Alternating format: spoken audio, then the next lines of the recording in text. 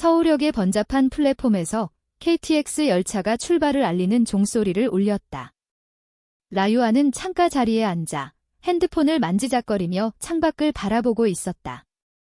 그녀의 손가락은 화면을 스크롤할 때마다 미세하게 떨렸다. 오늘은 특별한 날이 아니었다. 그냥 또 하나의 출장. 디자인 회사에서 일하는 그녀에게 부산행은 익숙한 풍경이었다. 하지만 마음속에는 항상 그늘진 구석이 있었다. 사랑, 가족, 그리고 그 모든 것이 그녀에게 허락되지 않은 것처럼 느껴지는 세상. 갑자기 열차가 출발하며 몸이 살짝 흔들렸다. 유아는 창밖으로 스치듯 지나가는 서울의 고층 빌딩들을 보며 한숨을 쉬었다. 그녀의 삶은 그렇게 흘러가고 있었다. 28살, 성공적인 커리어, 하지만 마음의 빈자리는 채워지지 않았다. 특히 작년 그 이별 이후로. 연인이던 여자가 이게 정상 아니야 라고 속삭이던 그 밤, 유아의 세계는 무너졌다. 레즈비언이라는 정체성은 한국 사회에서 여전히 속삭임과 시선의 대상이었다. 가족조차 모르는 비밀. 그때 복도에서 헐레벌떡 소리가 들렸다. 유아가 고개를 돌리니 한 여자가 문을 열고 들어오며 안절부절 못하고 있었다. 배가 불룩한 임산부였다. 그녀의 얼굴은 창백하고 이마에는 땀이 맺혀 있었다. 손에는 커다란 가방과 물병이 들려 있었고 다른 손으로는 배를 감싸고 있었다. 아이 죄송해요. 제 자리 어디예요? 그녀의 목소리는 떨리고 있었다. 표지판을 보더니 그녀는 유아의 1등석을 가리키며 멈칫했다. 여기. 제 자리인가요? 아니, 제가 착오를. 유아는 순간적으로 상황을 파악했다. 표를 잘못 끊었거나 예약 오류일 터였다. 임산부의 표정은 고통스럽게 일그러져 있었다. 열차가 이미 속도를 내고 있었고 다른 승객들은 각자 자리에 안착해 있었다. 유아의 마음이 철렁 내려앉았다. 그녀는 자리에서 일어나 부드럽게 말했다. 괜찮아요. 여기 앉으세요. 제가 양보할게요. 임산부가 놀란 눈으로 그녀를 보았다. 아니, 어떻게. 1등석인데. 괜찮아요. 제가 복도 쪽으로 갈게요. 편히 쉬세요. 그렇게 라유아는 자신의 자리를 라진에게 양보했다. 라진, 그 이름은 나중에 알게 되었다. 27살의 그녀는 부산으로 가는 길에 갑작스러운 피로와 복통으로 고통받고 있었다. 유아는 자리에서 물러나며 라진의 가방을 도와들었다. 이름이 뭐예요? 저는 라유아예요. 락진이에요. 라진. 정말 감사해요. 어떻게 보답할까요? 라진의 미소는 피곤했지만 따뜻했다. 유아는 어깨를 으쓱했다. 그냥 건강하게 가세요. 아이도요. 열차가 달리며 창밖으로 한강이 스치듯 지나갔다. 유아는 복도에 서서 라진을 지켜보았다. 그녀의 배는 6달쯤 되어 보였다. 손이 배 위를 부드럽게 쓸어내리는 모습이 유아의 가슴을 울렸다. 아이를 가진 삶, 유아에게는 먼 이야기였다. 그녀의 사랑은 항상 여성에게 향했지만 사회의 벽은 그 사랑을 가로막았다. 부모님은 결혼해서 애를 낳아라고만 압박했다. 유아는 그 압박 속에서 숨을 죽이고 살았다. 라진은 자리에 앉아 안도의 한숨을 쉬었다. 정말. 덕분에 살았어요. 요즘 몸이 너무 무거워서 그녀는 유아를 보며 웃었다. 유아는 가까이 다가가 물었다. 부산 가시는 거예요? 혼자세요? 라진의 눈빛이 살짝 어두워졌다. 네, 남편이 작년에 사고로. 그래서 혼자예요. 시댁도 멀고 유아는 가슴이 철렁했다. 미안해요. 그런 이야기를. 아니에요. 오히려 말하니 가벼워지네요. 유아 씨는 출장인가 봐요. 대화는 그렇게 시작되었다. 열차의 리듬에 맞춰 두 여자는 이야기를 나누기 시작했다. 유아는 자신의 디자인 일을, 라진은 작은 카페를 운영하던 과거를 털어놓았다. 라진의 이야기 속에는 슬픔이 스며들었지만 아이에 대한 사랑이 빛났다. 이 아이가 제 전부예요. 남편이 떠난 후 이 아이가 날 지켜주고 있어요.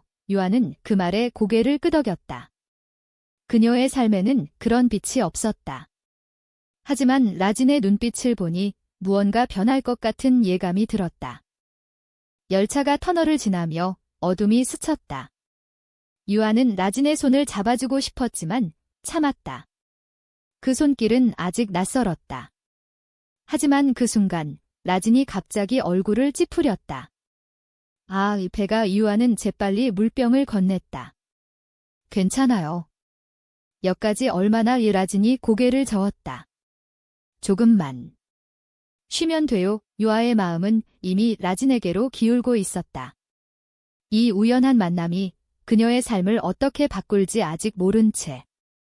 대화가 이어지며 두 사람은 공통점을 발견했다. 같은 라씨 성, 우연이네요.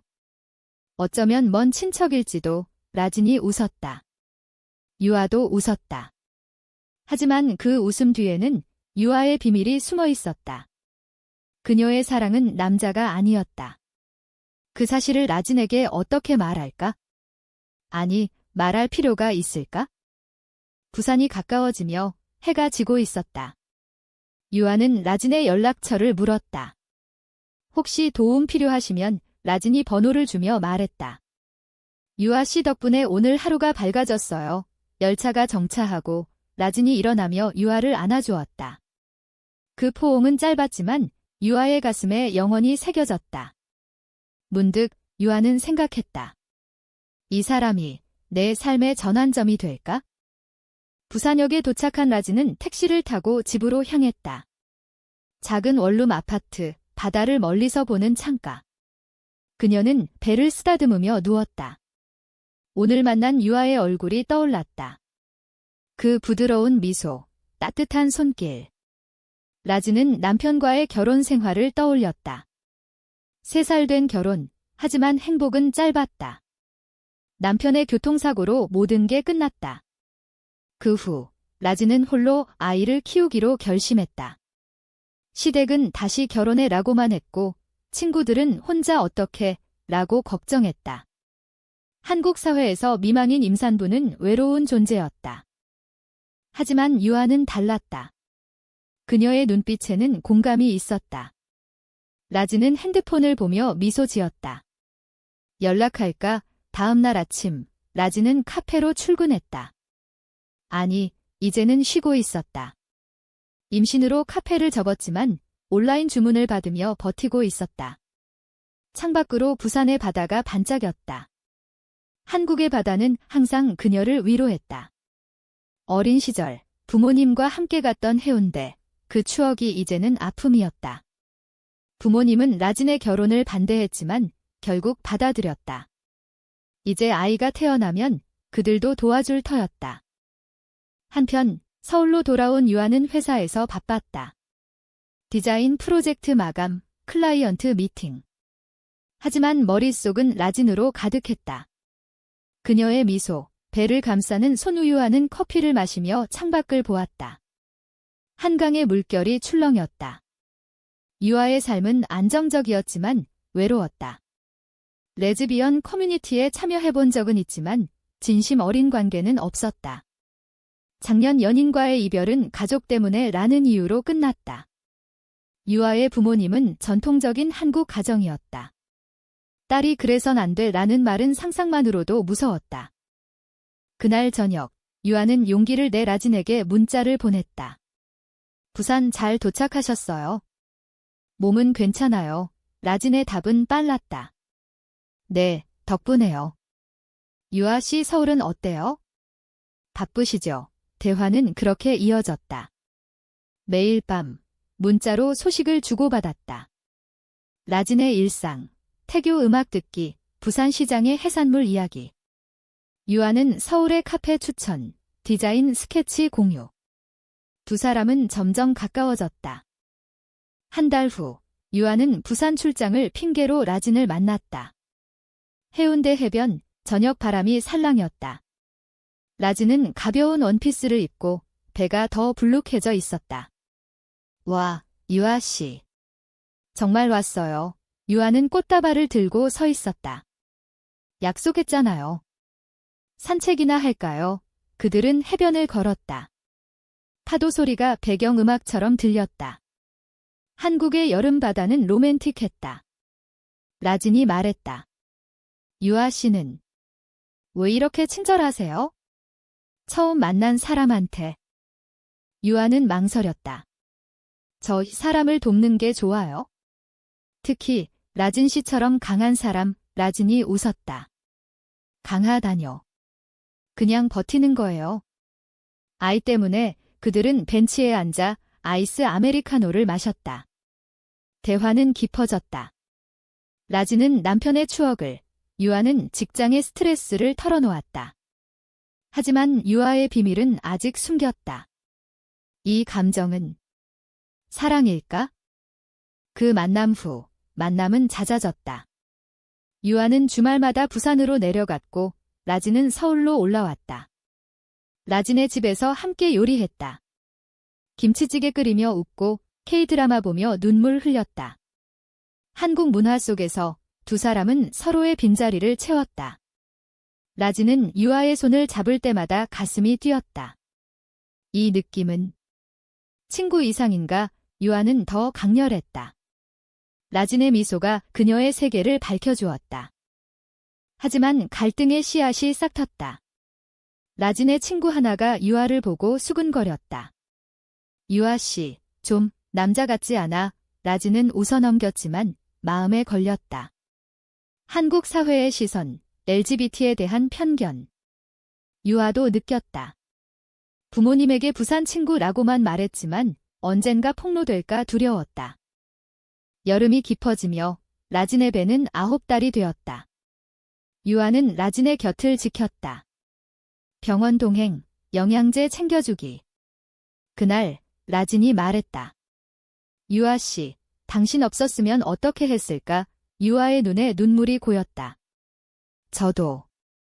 라진 씨 덕분에 살아요. 그 포옹은 더 깊어졌다. 하지만 아직 말하지 않은 고백이 공기 중에 맴돌았다. 가을 바람이 부산의 거리를 스치던 날, 라진의 진통이 시작되었다. 새벽 3시, 유아는 서울에서 급히 KTX를 타고 내려왔다. 핸드폰에 온 라진의 문자는 떨림으로 가득했다. 유아야. 아기. 올 것 같아. 유아의 심장은 터질 듯 뛰었다. 병원으로 달려가며 그녀는 생각했다. 이 아이가 우리를 어떻게 바꿀까? 병원 복도에서 기다리는 시간은 영원 같았다. 한국 병원의 분만실은 바빴다. 간호사들의 발소리, 다른 가족들의 기도 소리. 유아는 손을 비비며 서 있었다. 라진의 부모님은 늦게 도착했다. 누구세요? 라진 친구. 유아는 고개를 끄덕였다. 네, 도와드리러 왔어요. 라진 어머니의 시선이 날카로웠다. 남편은 유아는 침을 삼켰다. 라진 씨가 연락했어요. 아이가 태어났다. 여아였다. 울음소리가 분만실을 울렸다. 라진은 지친 얼굴로 아이를 안고 미소 지었다. 유아야. 봐, 우리 딸. 유아는 눈물을 흘리며 다가갔다. 작은 손가락이 라진의 가슴에 닿아 있었다. 그 순간 유아의 세계가 변했다. 아이의 눈빛은 순수했다. 한국의 전통처럼 라진 어머니가 아이를 안고 축복했다. 건강하게 자라라. 하지만 유아는 그 축복 속에 외로움을 느꼈다. 그녀는 가족이 아니었다. 퇴원 후 라진의 집은 아이의 울음으로 가득 찼다. 유아는 매일 내려와 도왔다. 기저귀 갈기, 이유식 만들기. 한국의 육아 문화, 이웃들의 도움. 하지만 라진은 홀로였다. 유아는 그 빈자리를 채웠다. 밤에 아이를 재우며 두 사람은 속 깊은 이야기를 나눴다. 유아야, 나 당신한테 의지하게 돼서 미안해. 라진의 말에 유아가 대답했다. 미안할 게 뭐 있어?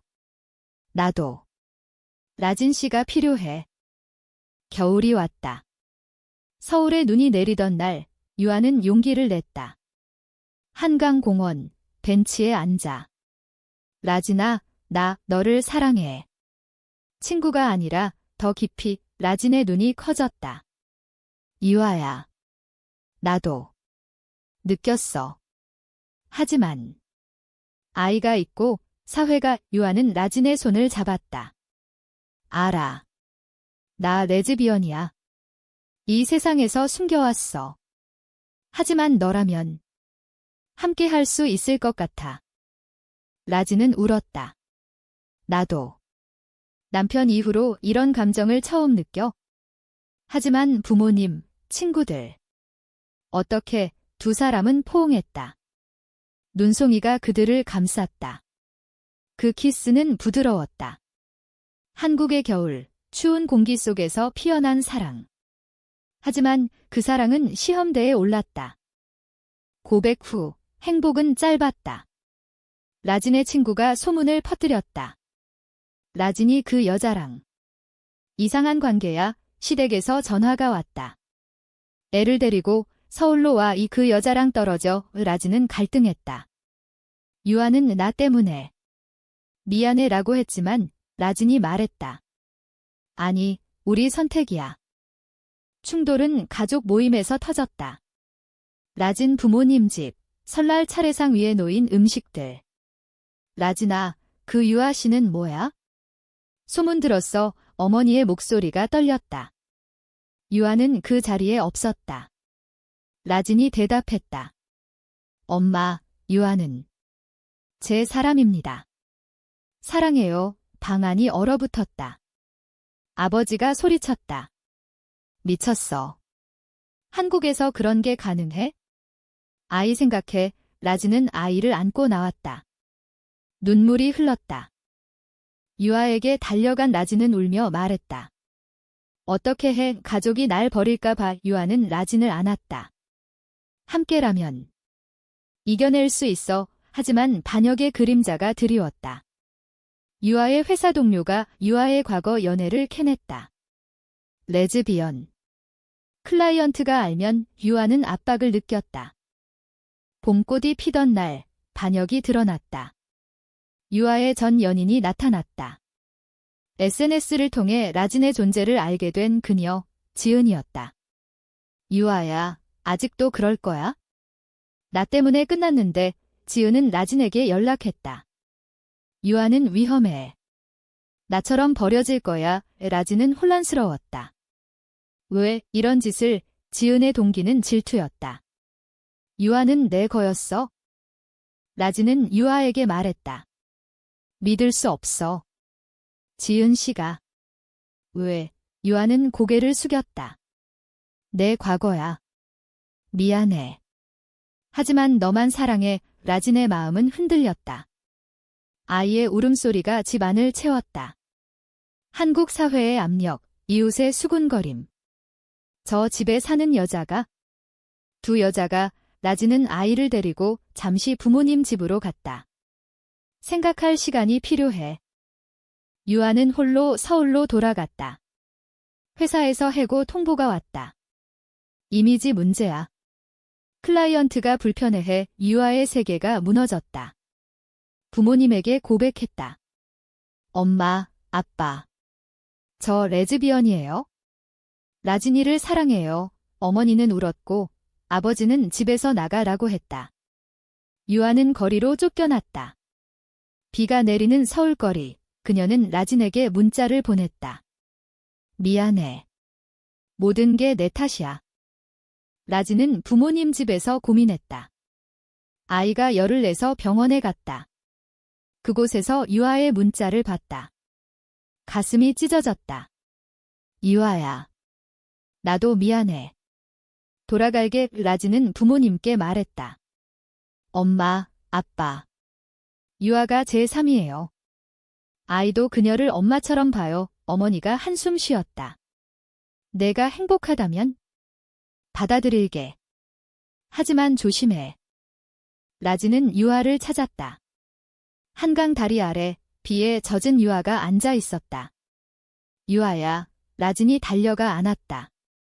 가지마, 우리 함께 유아가 울었다. 하지만 모든 게 망가졌어. 라진이 키스했다. 망가진 걸 다시 세우자. 아이가 우리를 기다려. 그 후 재건이 시작되었다. 유아는 프리랜서로 새 출발했다. 작은 스튜디오, LGBT 커뮤니티 지원. 라진은 카페를 다시 열었다. 아이의 이름은 하린으로 지었다.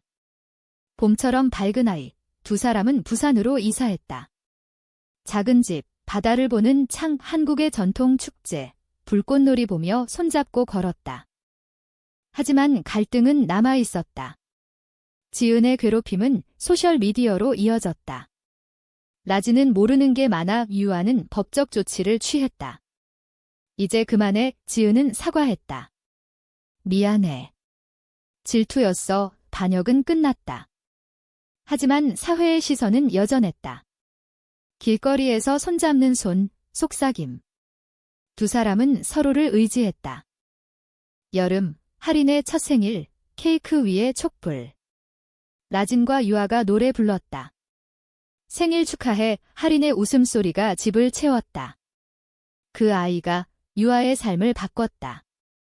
냉정한 디자이너에서 따뜻한 엄마로. 라진도 변했다. 슬픔의 미망인에서 사랑의 여인으로. 시간이 흘러 가을이 다시 왔다. 하린은 이제 걷기 시작했다. 작은 발소리가 집 안을 메웠다. 유아와 라진은 결혼식을 올렸다. 한국의 법은 아직 동성 결혼을 인정하지 않았지만 사적인 서약식. 바다 앞 친구들과 가족 몇 명, 라진 부모님도 왔다. 행복하세요. 어머니의 말에 유아가 눈물 흘렸다. 유아의 디자인은 유명해졌다. LGBT 테마의 포스터, 한국 사회의 변화를 외치는 작품. 사랑은 자유로워야 해. 전시회에서 사람들은 박수를 쳤다. 라진의 카페는 레인보우 카페로 이름 바꿨다. 무지개 깃발이 걸린 문, 다양한 사람들이 모였다. 하린은 카페에서 놀며 자랐다. 엄마, 하린이 유아를 부르는 소리가 유아의 가슴을 녹였다. 하지만 시련은 또 왔다. 하린이 병들었다. 고열, 입원. 병원 복도에서 두 사람은 기도했다. 한국의 사찰처럼 연불 소리가 들려왔다. 제발. 우리 아이, 유아가 라진의 손을 잡았다. 함께라면. 이겨낼 거야. 하린은 회복했다. 그 병은 두 사람의 유대를 더 강하게 만들었다. 겨울, 크리스마스. 눈 내리는 부산 거리. 세 사람은 트리를 장식했다. 하린의 작은 손이 별을 달았다. 유아는 라진을 보며 속삭였다. 너 덕분에 내 삶이 완성됐어. 라진이 웃었다. 아니, 하린이 우리를 바꿨어. 그 열차에서 만난 그날부터. 이야기는 실화에서 영감을 얻었다. 한국의 KTX에서 시작된 작은 친절이 사랑과 가족으로 피어났다. 사회의 벽은 여전하지만 두 사람은 그 벽을 넘어갔다. 유아의 부모님도 변했다. 손녀 하린을 보며 받아들일게라고 말했다. 한국 사회는 천천히 변하고 있다. LGBT 권리 운동, 드라마 속 다채로운 사랑. 결말은 비극이 아닌 희망이었다. 봄, 벚꽃 축제. 하린이 유아의 손을 잡고 뛰었다. 라진이 뒤따랐다. 우리 가족과 세 사람의 그림자가 길게 드리웠다. 그 열차의 1등석 양보는 단순한 친절이 아니었다. 그것은 운명의 시작이었다. 아이가 그녀의 삶을 바꿨다. 영원히. 에필로그. 몇 년 후 유아는 책을 썼다. 열차의 선물. 베스트셀러가 되었다. 한국의 젊은이들이 읽으며 자신의 이야기를 찾았다. 라진과 하린은 여전히 곁에 있었다. 사랑은 문화와 사회를 초월했다.